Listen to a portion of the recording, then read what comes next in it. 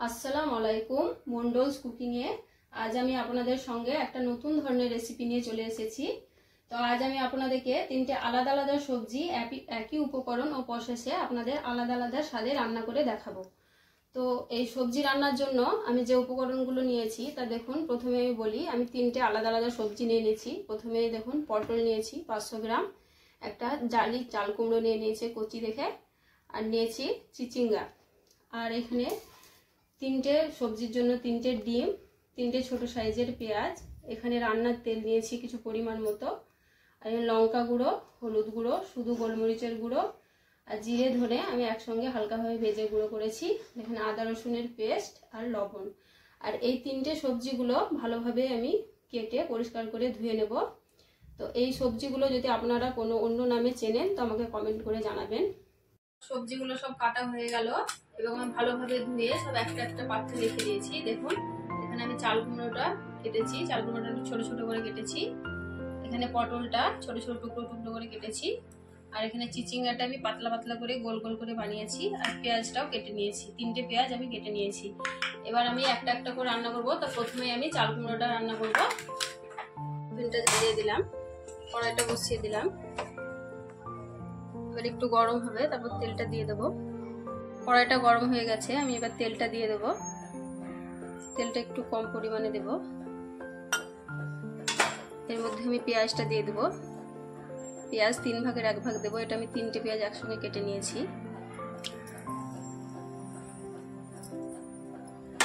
এবার পেঁয়াজটা কিছুক্ষণ ভেজে নেব। পেঁয়াজটা ভাজা একটু কাঁচা থাকতেই আমি এবার ডিমটা দিয়ে দেবো।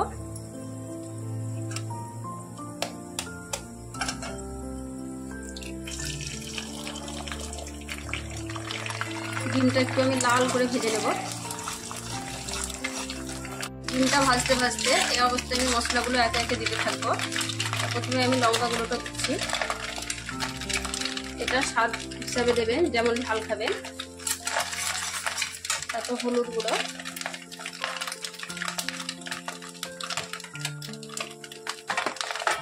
এটা দেওয়ার পরে একটু ভেজে নেব।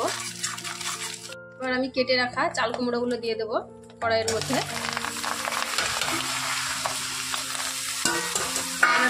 এবার স্বাদ মতো আমি লবণ দিয়ে দেবো। লবণটা এক্ষেত্রে কম বেশি করা যায় পরে।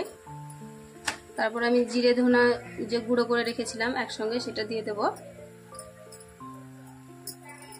আদা রসুন বাটাটা দিয়ে দেবো। আদা রসুন বাটাটা।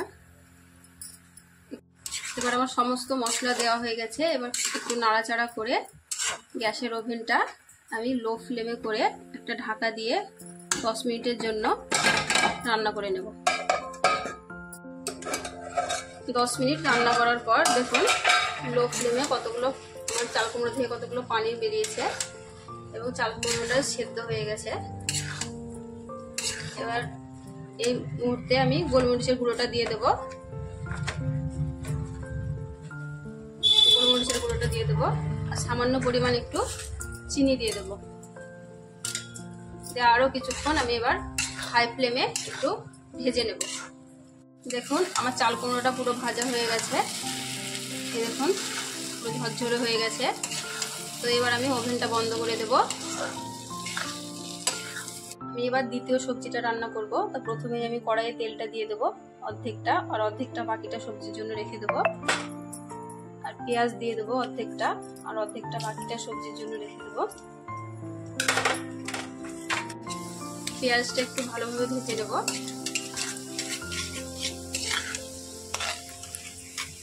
এই মুহূর্তে আমি ডিমটা দিয়ে দেবো পেঁয়াজের মধ্যে। আমি আগের সবজিটা যেভাবে রান্না করলাম সে একই প্রসেসে আমি এটা করছি, দেখুন। তো এটা এবার কিছুক্ষণ লাল করে ভেজে নেব।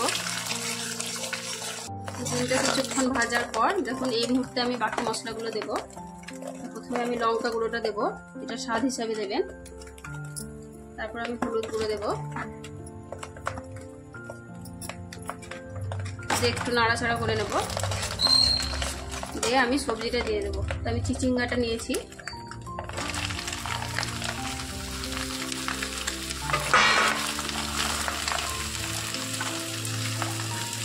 এবার আমি লবণটা দিয়ে দেবো স্বাদ মতো।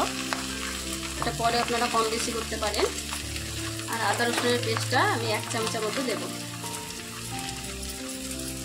দিয়ে কিছুক্ষণ নাড়াচাড়া করে আমি লো ফ্লেমে 10 মিনিটের জন্য রান্না করে নেব। 10 থেকে 15 মিনিট লো ফ্লেমে রান্না করার পর আমার সবজিটা দেখুন, সবজি থেকে কত পানি বেরিয়েছে দেখুন। এখানে একটা কথা বলি, আমি কোনো এই সবজিগুলো রান্নাতে আমি কিন্তু পানি অ্যাড করি না।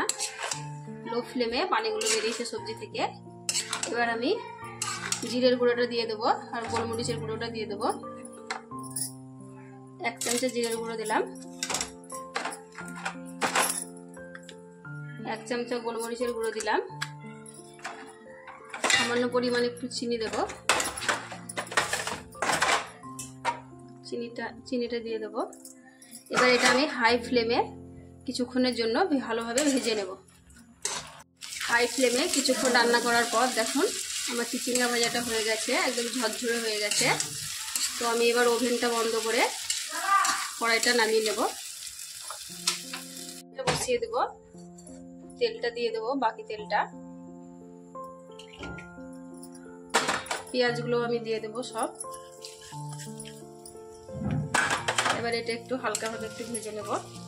তো আমি এবার বাকি সবজি যেটা বাকি আছে সেটা হলো পটল। আমি পটলটা এবার ভাজবো।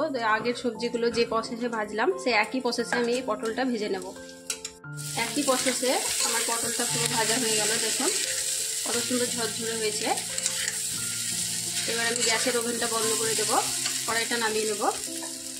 দেখুন আমার 3টে সবজি রান্নাই কমপ্লিট হয়ে গেছে। তো এটা দেখুন চিচিঙ্গা ভাজা, এটা আর এটা পটল ভাজা, এটা চাল কুমড়ো ভাজা। তো আমি একই প্রসেসে এবং একই উপকরণ দিয়ে আমি 3টে রান্না করলাম। তো আপনারাও এরকম রান্না করে খাবেন এবং আমাকে কমেন্ট করে জানাবেন আমার রান্না কেমন হয়েছে। আর আরও নতুন নতুন ভিডিও পেতে আমার চ্যানেলটিকে সাবস্ক্রাইব করবেন এবং যারা ভিডিওগুলো আমার দেখছেন একটা লাইক দেবেন আর শেয়ার করবেন।